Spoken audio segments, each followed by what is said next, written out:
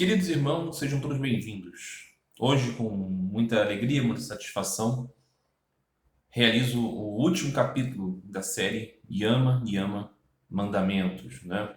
Uma conexão entre as proposições de Patanjali, caminho do yoga, a respeito das coisas que devemos buscar evitar e das coisas que devemos buscar cultivar na vida para termos uma vida mais plena, mais espiritual, em rumo à realização, com aqueles apontamentos, ordenanças da lei mosaica, da cultura semítica, né, que é definitivamente mais próxima aqui da nossa cultura, dos Dez Mandamentos.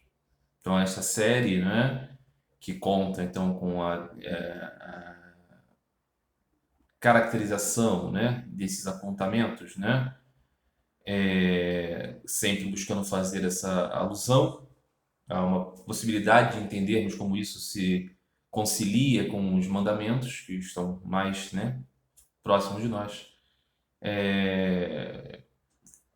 Passeamos, né, por 9 instâncias, né, das coisas que devemos abdicar, né, estava a não violência, o não mentir, o não roubar, o não se poluir e o não se vender, né, os termos sânscritos de ahimsa, satya, asteya, brahmacharya e aparigraha.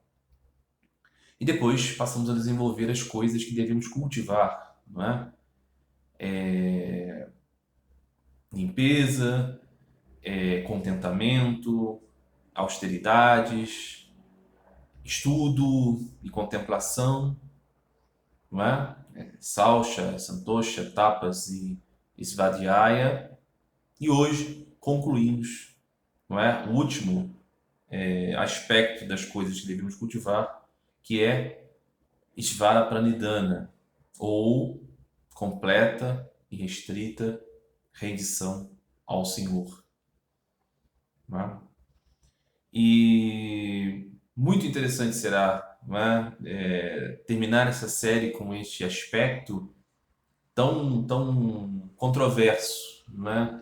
Sobretudo nos dias de hoje, no século XXI, né, onde a ideia de rendição como uma virtude, né, é vista com muitos problemas, né? As pessoas parecem entender que aquele que se rende é um fraco, né? É um, sei lá, alguém que abdicou da sua força, alguém que se acovardou, alguém que se humilhou, né? Sobretudo quando você coloca essa rendição ao Senhor, né? Então você se coloca como servo, se coloca como alguém abaixo. Isso, em nossa cultura predominantemente humanista, né?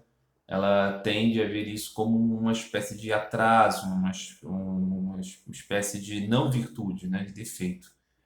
E o aspecto que vamos trabalhar hoje aqui é justamente defender Isvara Pranidhana, total rendição ao Senhor, como uma virtude, sim, e totalmente conciliada com todas as outras coisas que trabalhamos aqui ao longo dessa série. Okay? E sem dúvida nenhuma, tentar fazer um link aqui com aquilo que temos, né, como mais luminoso, né, das manifestações de pensadores e de grandes mestres ao longo dos tempos. Isvara Pranidhana é literalmente isso, rendição completa ao Senhor. Ishvara é o Senhor. Ishvara aqui não é o Deus Criador. Ishvara aqui não é o absoluto Brahman. Ishvara aqui é aquele que tem o controle sobre as coisas. Não é? Nós vamos imaginar assim na construção teológico-mitológica védica, hindu, nós temos a ideia de um Brahma criador, né? A máquina criadora do mundo, né? O demiurgo,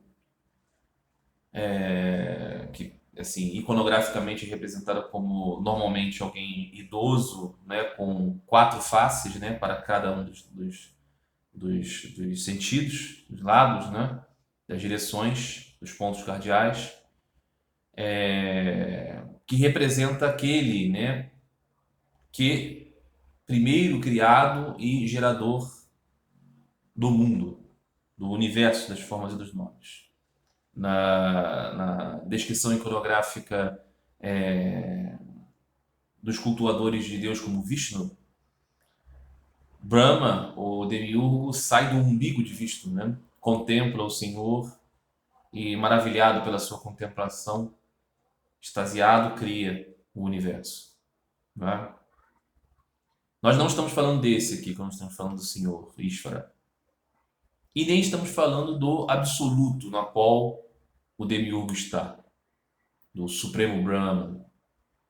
Não estamos falando desse. Estamos falando daquele que controla as ações neste mundo. Não é? Quando pensamos nisso, mais complicado fica, né? Porque alguém pode pensar assim, né? Ah, eu posso admitir uma inteligência que cria. Eu posso admitir uma inteligência que está permeada em tudo, não é? Uma imanência deste poder. Mas entender alguém que controla tudo, isso é muito estranho, isso é muito antropomórfico, né? Isso é muito difícil. Como encaixar então Ishvara Pranidhana? Como encaixar rendição completa ao Senhor controlador? Né? Taoísmo também tem um conceito assim, né? Taoísmo pensa no Tao, o Dao, o absoluto, o que não pode ser descrito, na qual tudo está, na qual toda a realidade de fato é imanente e absolutamente transcendente. Mas no taoísmo também existe o conceito, né, do imperador de Jade, né, daquele controlador, daquele imperador, daquele dominante, que é justamente o Ishvara da descrição taoísta, não é? É esse a qual as orações são dirigidas. O absoluto é tão além do nosso entendimento que normalmente não dirigimos, né, diretamente a nossa devoção a ele, pois ele está além da devoção, está além do bem e do mal, não é? Mas esse Ishvara é esta expressão do controle. Como se baseia isso? Nós vamos chegar ao final desta consideração, o entendimento a respeito do por qual razão uma pessoa que busca sabedoria espiritual deveria cultivar rendição ao Senhor. Ok? Quando pensamos a respeito dessas coisas todas, não é? O que devemos abdicar, o que devemos cultivar, pensamos no quê? Em primeiro momento, no que diz respeito ao aspecto do yoga, né? De yama e niyama. Pensamos em melhorar a nossa vida, tornar a nossa vida mais saudável, tornar a nossa vida mais feliz. Escapar do quê? Do sofrimento. Esse é o objetivo. Sermos realizados para sermos felizes, estamos em busca da felicidade. Diferente é o caminho, por exemplo, dos mandamentos, que tem como consequência termos uma vida melhor, mas o objetivo não é esse. O objetivo é obedecer a Deus. Ok? No conceito dos mandamentos existe um predomínio de Ishvara Pranidhana. Mas é mais do que rendição, é obediência. Não é? Reconhecer o Senhor e ser obediente ao que Ele quer. A ideia dos mandamentos é que você está fazendo certas coisas, não matar, não roubar, não caluniar, não cobiçar, guardar o dia do Senhor, honrar pai e mãe, não idolatrar, porque você obedece a Deus. Enquanto no caminho de Yama e Niyama, a ideia não é muito dessa, é que você deve fazer essas coisas porque elas são melhores para você. Mas, ao fim das coisas que devemos cultivar, das virtudes, está lá. Rendição completa ao Senhor. Muito bem.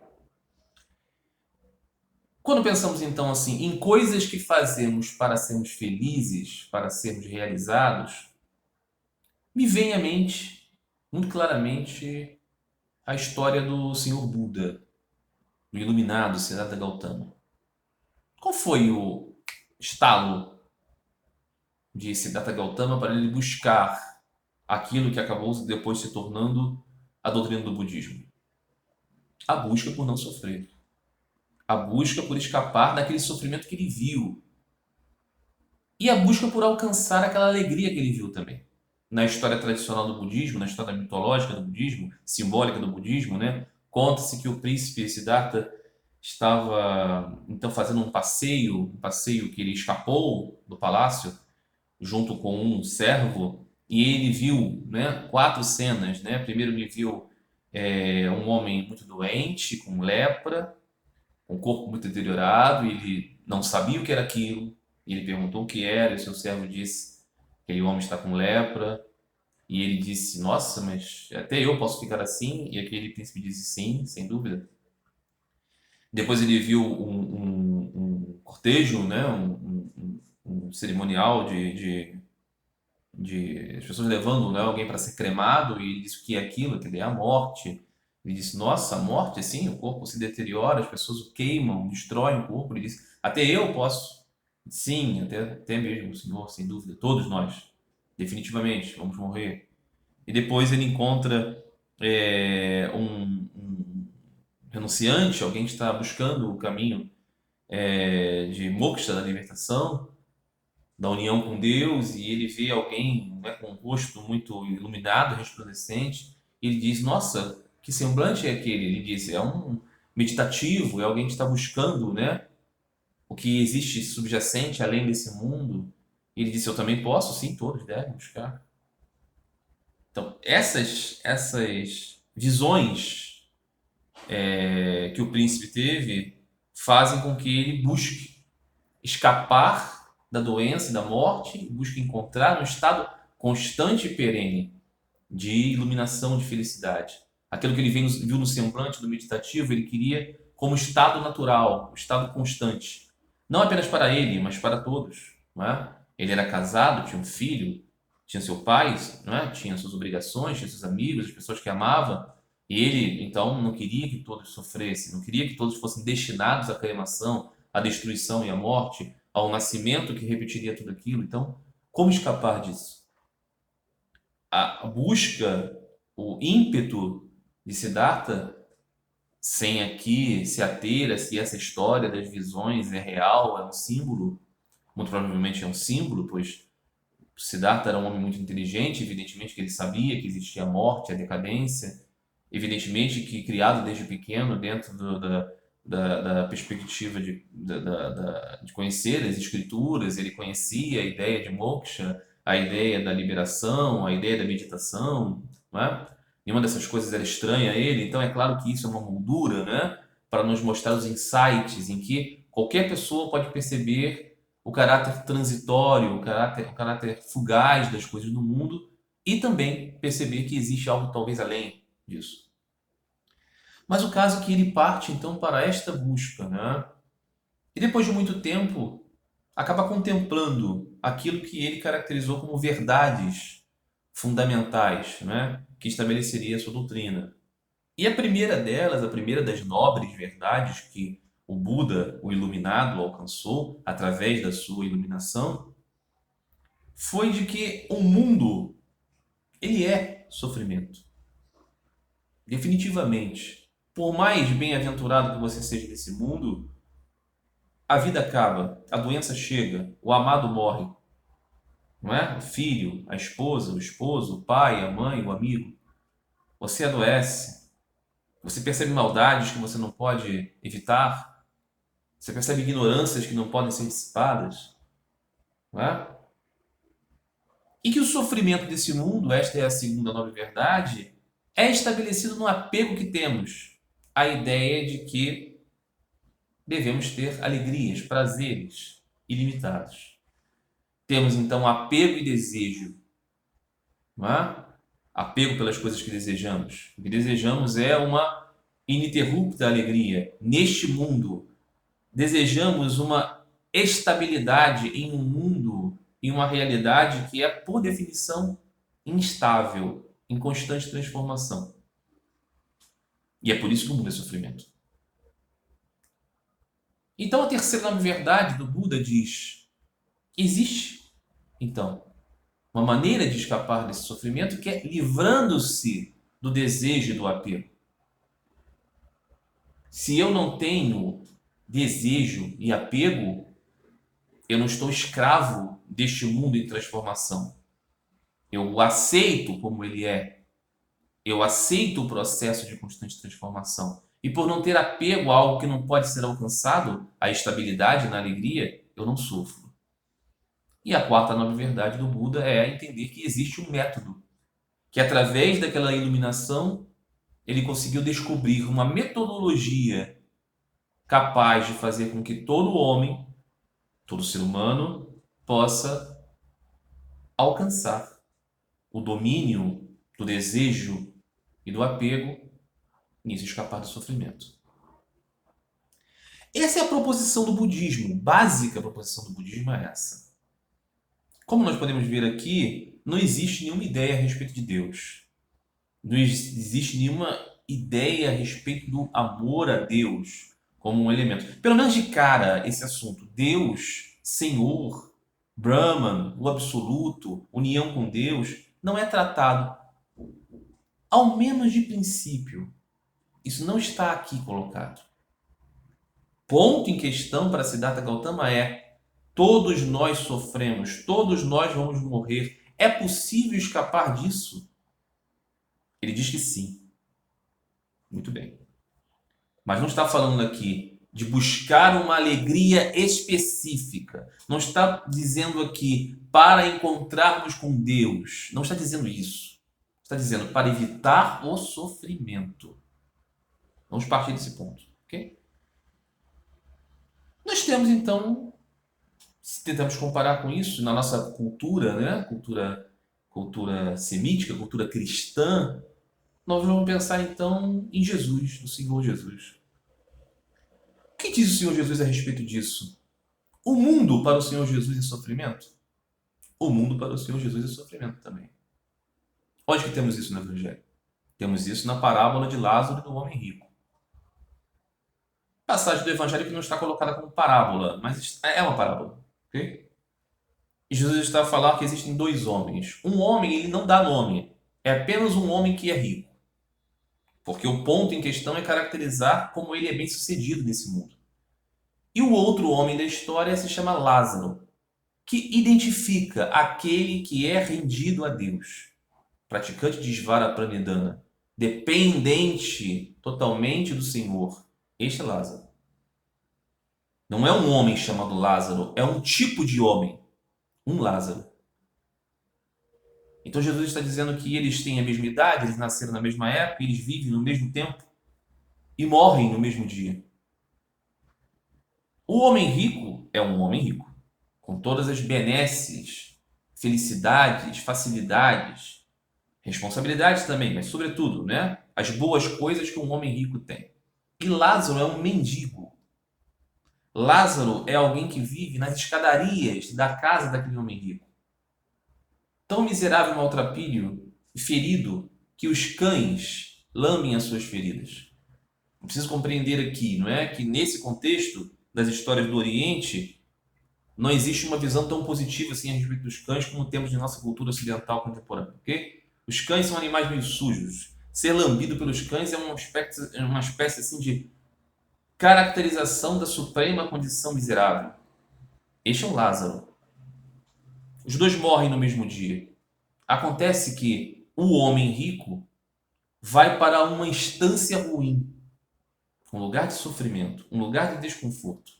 E o mendigo Lázaro vai para um lugar de bem-aventurança, que os judeus caracterizavam como seio de Abraão. Os judeus não tinham uma definida caracterização do pós-vida. Não existia uma ideia de céu e de inferno. Não existia uma ideia de algo concreto, de poder se dizer, este vai para aqui, aquele vai para lá. Sobre como se viveu. Não. Sobretudo, não é? A proposição dos judeus era sobre a vida neste mundo, de acordo com a aliança. A própria vivência em Israel seria a experiência desta fé. Não se falava muito a respeito do que viria depois. Mas é claro que todo homem é colocado diante do mistério da morte. Não é? E Jesus está a falar a respeito desse mistério. Está dizendo, aquele homem que era rico nesse mundo foi para um lugar ruim. Por quê?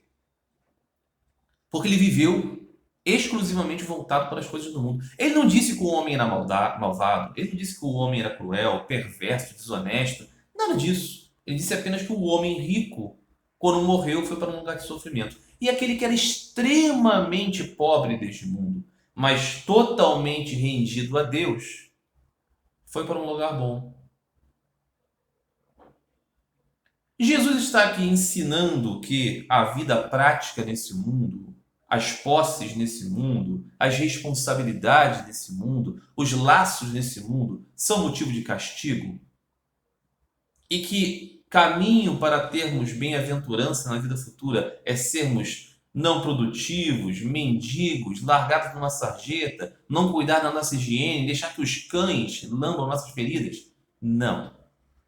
Não é este o ensinamento derivado da parábola de Lázaro e do homem rico. O que Jesus está querendo dizer aqui é que o mundo das formas e dos nomes, o mundo transitório, não é a fonte da realização. Que existe uma fonte de realização além deste mundo. Quando vivemos nesse mundo, vendo algo além dele.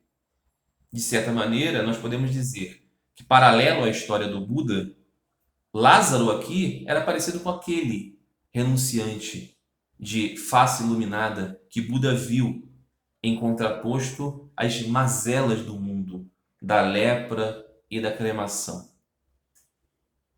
Não é? Muito bem. Jesus aqui também não está falando exatamente de devoção a Deus, embora Lázaro seja um rendido. O que ele está dizendo aqui é que a busca pelo mundo é fracassada, porque o mundo acaba. Então, se você é preso, agarrado às coisas que acabam, a começar pelo seu corpo, a começar pela sua identidade, Marcelo, os meus objetivos, as minhas conquistas, os meus filhos, a minha profissão, o meu conhecimento, tudo vai para o saco, tudo vai para o pó. Nada fica, nada dura. Você pode viver, sei lá, 100 anos. No final dos 100 anos já, talvez não enxergando, talvez não ouvindo, com talvez sem alguns dos seus membros. Você sobrevive e morre. Inevitavelmente acaba a experiência deste personagem. É isso que Jesus e Buda estão falando a respeito dessas historinhas, desta descrição. O mundo não é um repositório eterno de alegrias. Ao contrário disso. Não é? Então, na sabedoria de Jesus e de Buda está um ideal, o ideal do mendigo. Siddhartha Gautama era um príncipe poderoso destinado a ser um imperador do mundo que decidiu ser um mendicante e criou uma escola de mendicantes para homens e para mulheres. E ensinou um caminho de realização espiritual através da não posse, do não apego, da pobreza, da abdicação de tudo, até mesmo do nome. Jesus é a mesma coisa. Aquele que quiser me seguir deve vender tudo o que tem, dar a venda aos pobres e me segue. Aqueles que quiserem me seguir, serem discípulos de Jesus, discípulos do Buda, necessariamente precisam ser mendigos. Aí está o ensinamento. Mas as pessoas vão dizer assim, isso é a negação da nossa identidade. Isto é uma aniquilação da própria personalidade, da própria pessoa. Isso é muito difícil, porque todos nós temos uma coisa em comum. Todos nós dizemos eu. Todos nós temos essa consciência do eu. É a primeira coisa que surge quando temos, noção sobre nós mesmos. É que existe o eu. Eu posso meditar, refletir, ter conhecimento de filosofias, conhecer o ensinamento do Buda, o ensinamento do Cristo. Ainda assim eu sofro. Ainda assim eu gosto de pessoas que vão sofrer.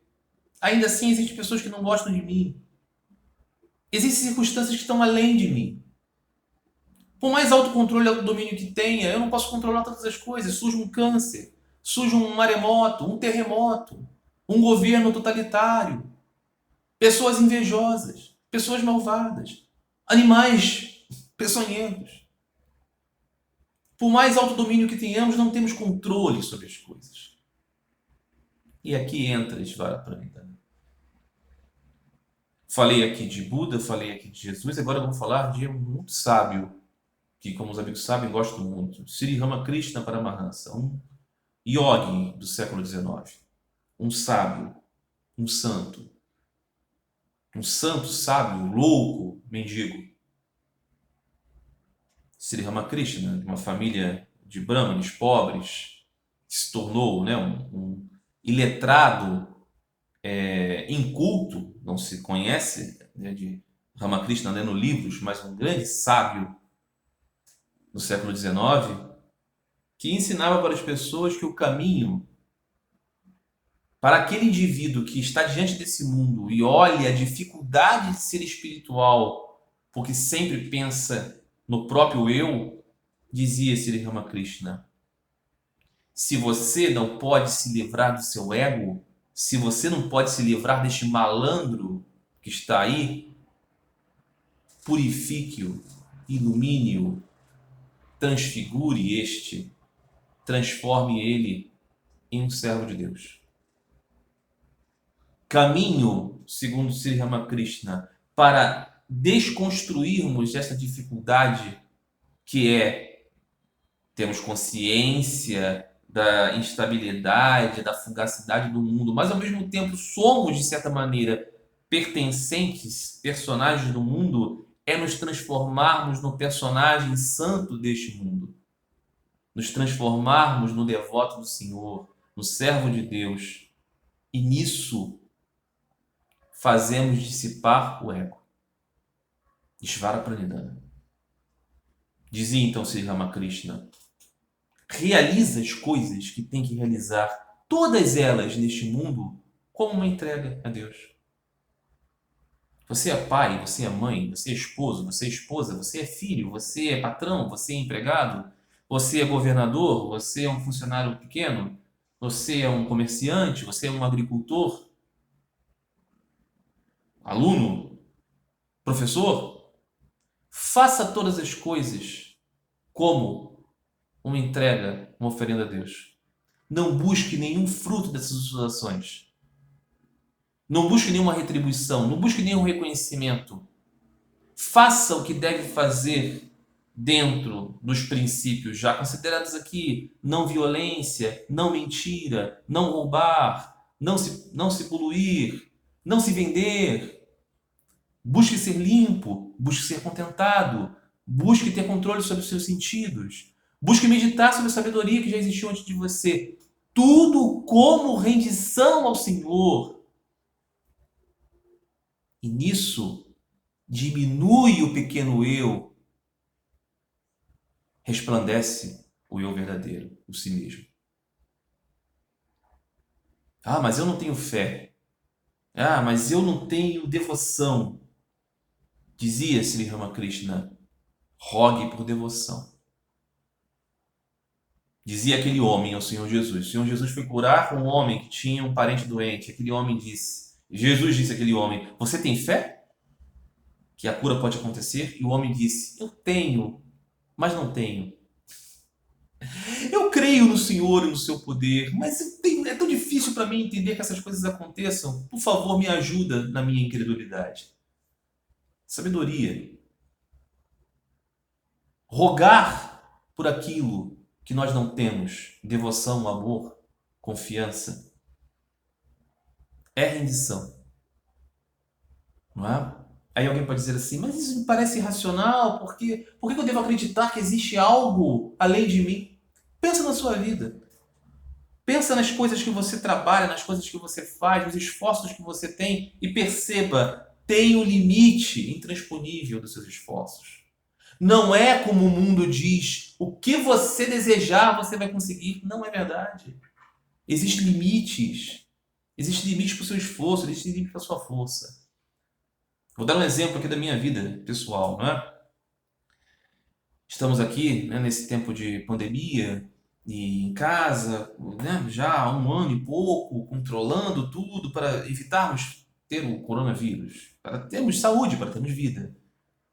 Há alguns dias atrás, estava minha esposa e meus filhos sentados na sala para ver alguma coisa na televisão e minha esposa tropeçou num brinquedo das crianças, caiu, bateu com a cabeça no móvel, sangrou. Foi um momento muito, muito aflitivo. Graças a Deus, nada de mais grave aconteceu.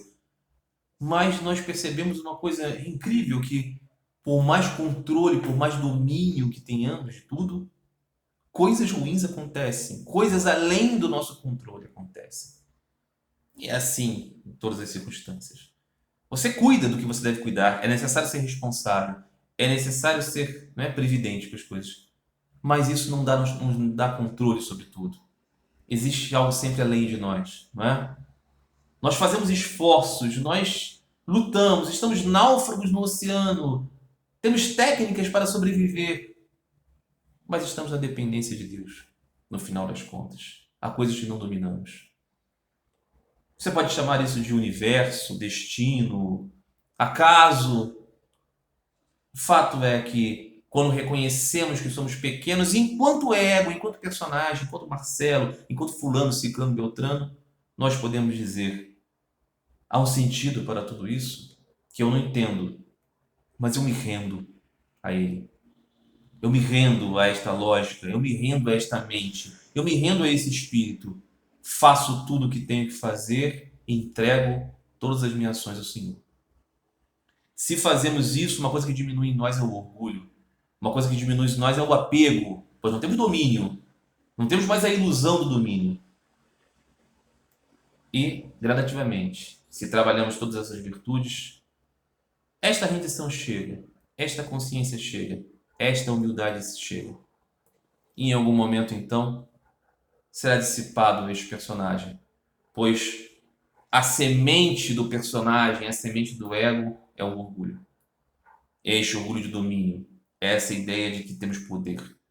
O personagem não tem nenhum poder. O personagem está na mente do autor. Possamos, então, trabalhar esta rendição. Rendição é isso, não é deixar de fazer as coisas. Não é deixar de ser ativo. É realizar tudo o que devemos realizar como uma oferta a Deus. Como uma oferta ao Senhor. Sabendo que temos limites. Sabendo que somos pequeninos. Como personagens. Em essência somos unidos a Deus. Em essência somos luz. Em essência somos o Atman. Em essência somos filhos de Deus. Mas enquanto estamos nesse mundo, sejamos servos. Enfim, meus queridos irmãos e amigos, assim termina essa série. Eu espero que seja edificante, instrutivo. Aproveitem os vídeos para o benefício de todos. Um grande abraço a todos vocês, do amor de Cristo.